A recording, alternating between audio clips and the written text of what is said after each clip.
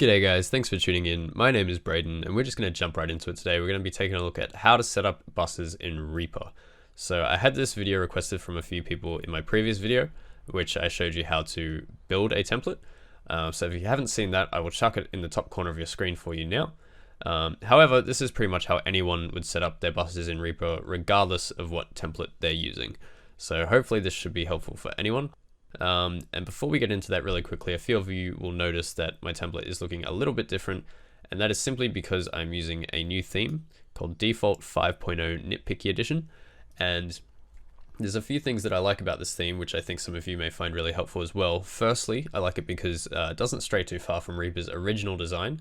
It also allows you to have your tracks a fair bit narrower, so you can fit more of them on your screen at once. And also you can include these little divider tracks just by going track layout, mixer panel, separator narrow, which I find is really helpful just for cleaning up your template overall. So now that that's out of the way, let's get into this. So I'll be using this old version of my template for those of you who have seen the last video. And really there's not a lot to this. I'm sure a lot of you will have figured it out on your own, but I thought I'd make this video for those of you who weren't quite sure. Basically all you want to do with your output tracks here, you're going to want to bring them onto your edit window here. So you can do that with your track manager, Control-Shift-M, and then scroll down to find them. We'll just use the strings as an example today. So grab all of them, bring them onto your edit window like so, and then you can find them at the bottom here. So to set up your bus, all you're going to want to do is just insert a new track, and this track will be our bus. And to do that, all we have to do is grab these tracks here and throw them under this track here. Make sure this blue line retracts like so, and then boom, this one is now their parent track.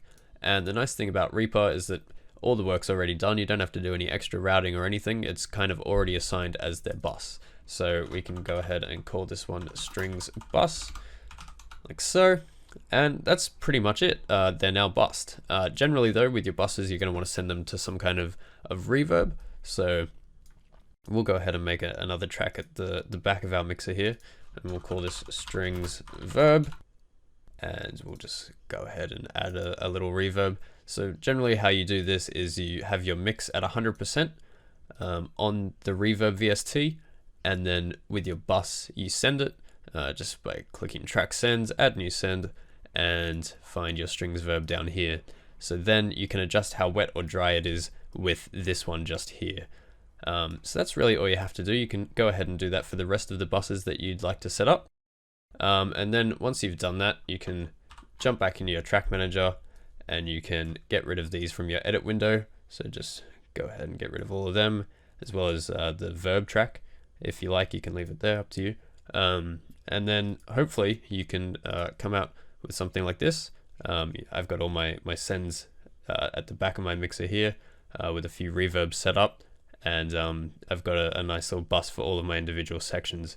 So hopefully this video was helpful for some of you guys. Just a quick one to help out the few of you that weren't quite sure. And thanks for watching. I'll see you in the next one.